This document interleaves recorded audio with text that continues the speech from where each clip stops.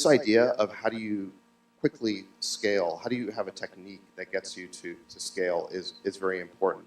And what's, I think, tricky about this is what I would call the law of distribution arbitrage, which is that successful distribution techniques are copied until they are no longer unusually effective.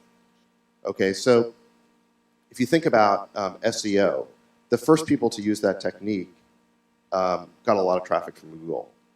Then a whole bunch of people started doing it, and they started gaming the system. And then eventually Google did their notorious Panda release, and everyone who was using SEO basically lost most of that traffic, and the rug was pulled out from under them. If you look at like Facebook platform, the friend virality was very, very powerful in the early days, and then eventually people got sick of the spam, and they stopped paying attention to it. If you look at kind of the early days of social networks, all of them used an address book importer and would blast your whole email address book. And that worked until people stopped clicking on the invites. And so the techniques that work initially to get distribution they don't stay working, I guess. And the reason is because everyone copies them until the channels are just spammed to death.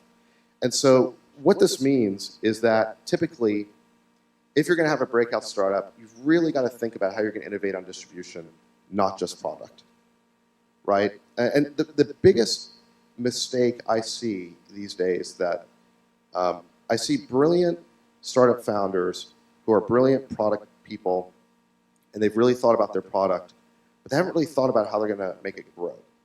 And then they launch their product, and it's like crickets chirping. No one's using it, and they're kind of flummoxed as to what to do because they've never really spent time thinking about it. And they just kind of assume that, hey, if you build a good product, everyone's going to find it. And the reality is it's a big web out there, and that's not necessarily true. You really have to think about how people are going to get to it. And one of the issues here is that I'm pretty impatient. I think people who invest, VCs are pretty impatient. I mean, you kind of have about 5-6 years or so to build a billion-dollar company, or people will kind of assume that it's not going to happen, and it'll be hard for you to raise money, it'll be hard for you to recruit talent, and so on down the line.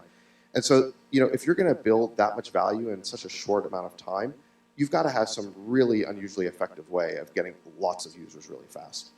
And when you just think about the fact that that users resist being, new ways of acquiring them, they sort of get inured to all the ways that you try to get their attention. This really raises, I think, the difficulty. The technique that I like the best is virality. So all the products that I've been part of creating, whether it's PayPal Genie or Yammer, all had a viral dimension to them. But virality, in terms of just doing this whole sort of invite your friend, address book importer virality, doesn't work anymore. I mean, people are sick of filling out invite forms. There has to be something in it for the inviter or the recommender. So thinking about their motivation and why they would do this, why they would invite a friend or business colleague or something like that is critical. At Yammer, we were one of the first companies to make enterprise software viral. And because that had never really been done before, we were able to get tremendous traction in the enterprise. I'm not sure those same techniques would work today because enough people have now copied Yammer's distribution technique that it might not be as effective 5 years later. So something to really keep